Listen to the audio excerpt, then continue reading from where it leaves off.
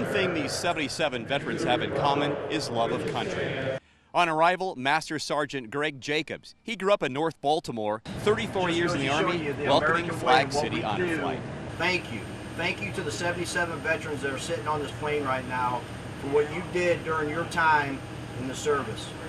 This old boy up here with 34 years in would not be here if it wasn't for the 77 veterans sitting on this plane right now. On to the memorials. Classic World War II structure, peaceful. Enigmatic Korean War Memorial. And the wall, the tragedy of Vietnam. On to Arlington. Bob Weinberg was drafted in 1970, actually assigned to be a sentinel at the Tomb of the Unknown Soldier. 11 months there. He watches the changing of the guard differently from most of us. So what I'm looking for is how good are they? Who's the new person and who's the old person? You can tell very, very easily, or I can tell very easily. And I talked to some of the veterans that see this, and I said, what did you think? Oh, it was perfect. It was the best thing I've ever seen. I'm going, well, that was, maybe not one of the best ones I've seen, but there is no such thing as a perfect change. We always strive to have that perfect change.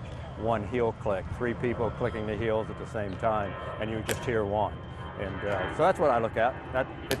And it's like I was doing it yesterday. It was a long time ago, but it was like I was doing it yesterday when I go back up there. Our 77 veterans from Flag City Honor Flight then get on a bus and go to Baltimore.